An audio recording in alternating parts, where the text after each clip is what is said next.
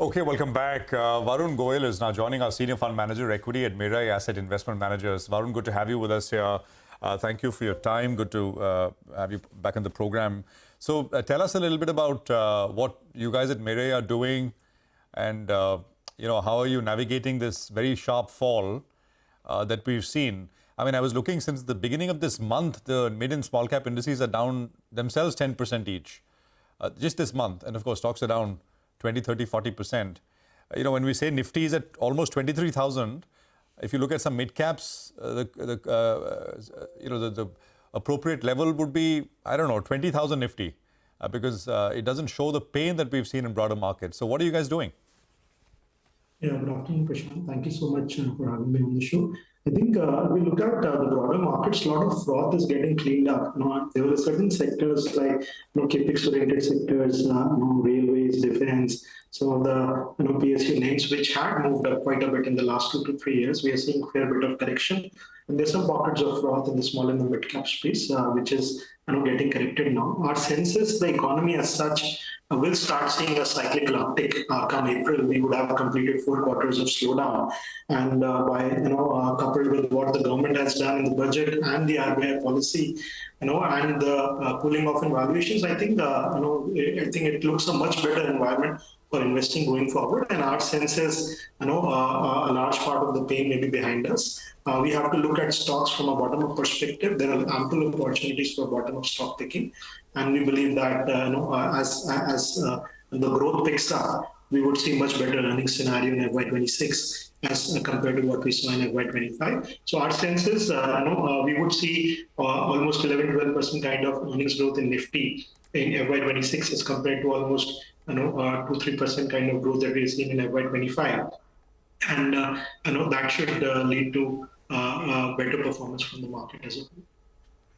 Okay, hi Varun. Good afternoon. Good to see you. And Varun, with regard to the headline index first, what is your take? We went through a period of, say, exuberance. The Nifty went up.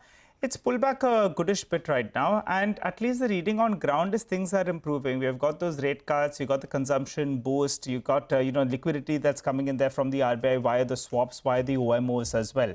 So do you think that at least on the Nifty, bulk of the correction is in the price? Would you think so? Well, if you look at the valuations, Nigel, so I think we take 1,200 rupees of EPS for Nifty for FY26. We're trading at around 19 and a half times. If you look at the 10-year average, it's around 17, 18 times. So maybe you are 5% more expensive than the historical average. The markets may or may not correct. I think we could see a time correction. We could see a 5% kind of price correction, but there is not much to lose, I think, as far as Nifty is concerned. So broadly, our view is that as earnings growth come back, market should stabilize. Of course, things have become a little more expensive as far as the small and the mid-cap space is concerned, and certain cyclical sectors, and there the correction has been much deeper. And there also we see quite a few pockets of value are beginning to emerge. Your top, the sector that you like the most, I think, is tech? Yeah. So one of your top sectors, yeah. Yeah, Varun, go ahead. So our view is that with the very sharp rupee depreciation, all the exporters, be it pharma, be it IT, be it chemicals, all of them will benefit. And we are anyway seeing, as far as IT sector is concerned, the demand in North America, especially the BFSI space, is extremely strong. Considering that North American BFSI is 1/3 of the revenues of most Tier 1 Indian IT companies, we believe the environment is only getting better. And I think rupee will definitely cushion the margins. In fact, most companies should see better margins than what they saw in FY25. So outlook on IT is definitely good. I think pharma, again, we're seeing a fairly good growth as far as domestic market is concerned. And both the CRAMS opportunity and the US generic opportunity continues to be extremely strong. Notwithstanding the concerns about US Biosecure Act and other things. I think there is a true business case which will find its own ground going forward. So we remain quite constructive on some of these export-oriented sectors. Other than that, of course, banking remains the cheapest part of the market, and I think valuations seem fairly reasonable. Our sense is we may have seen the worst as far as margins are concerned, and this year onwards, we should see a healthy double-digit earnings growth for most banks. So from the banking pack, I think private banks is what you like. So I think both public and private, I think looks like credit growth will be 10-12%, and most Tier 1 banks will do well. Okay, all right. I was looking at the RBI data. I think a couple of months ago, you had that blip where the credit growth dipped below the 12% odd mark, and now I think it's back at that 12% odd mark. So that's good. And just a quick question on tech. You like large tech, or do you think some of these mid-cap IT stocks, they've come to levels that you like because they have been more expensive than the large cap names?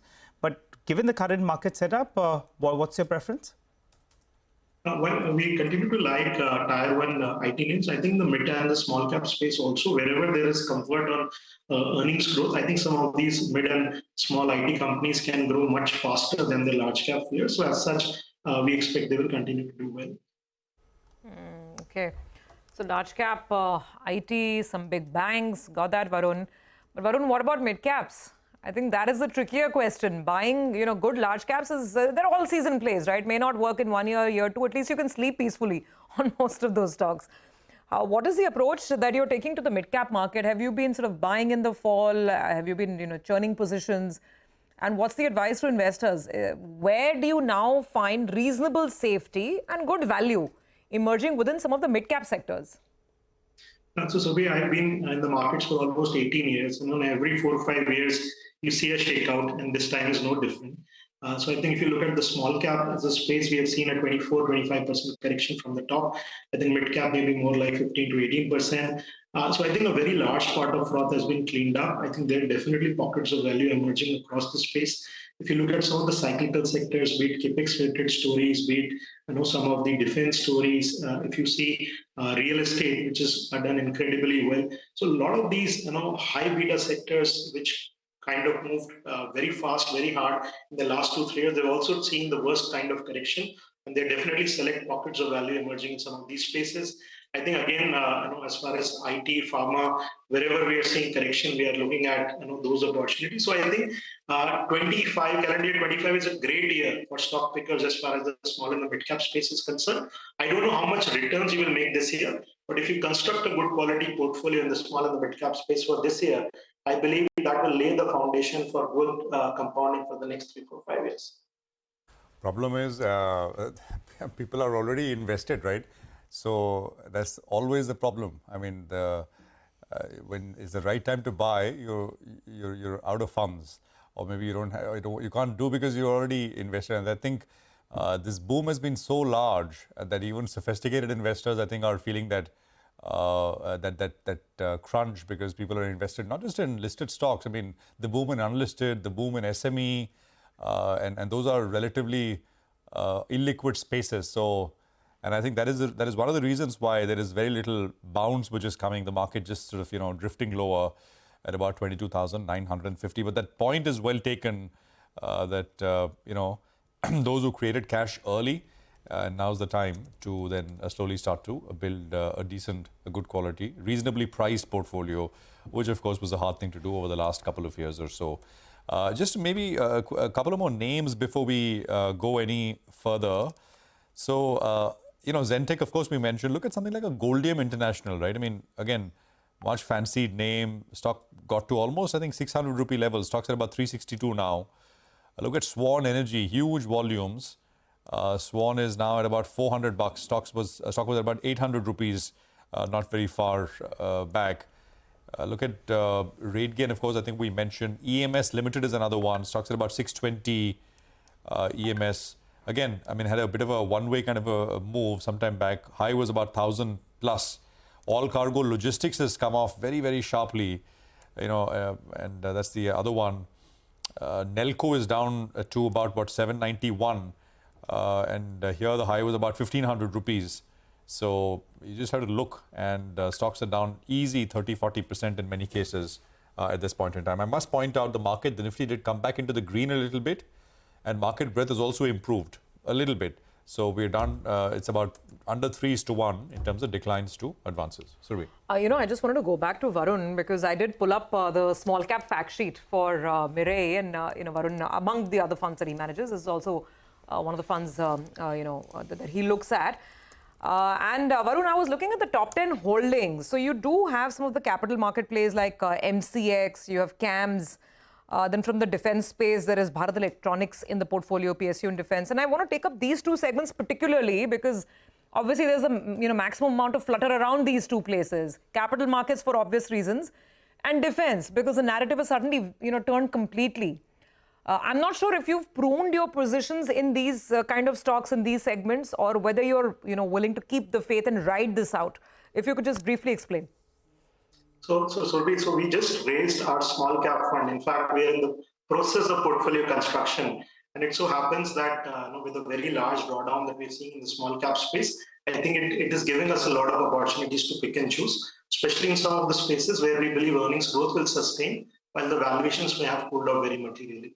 So I think as far as the financial savings as a theme, we believe is a multi-decadal theme. We will continue to see various companies in this theme, whether it's AMCs, whether it's wealth management companies, whether it's depositories, exchanges. We believe there is a fairly long runway for growth as savings shift from physical to financial, and various market participants will continue to benefit out of that. While there might be a blip of a few quarters because of market sentiments, but broadly the trajectory continues to be in place.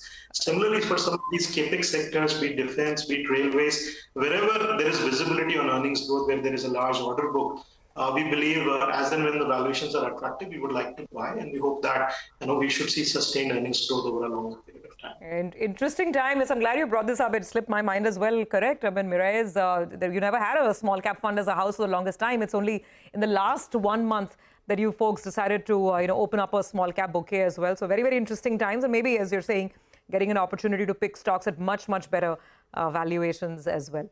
All right, Varun, thanks very much. Good conversation as always. Look forward to more in the future. Right now, we have to move to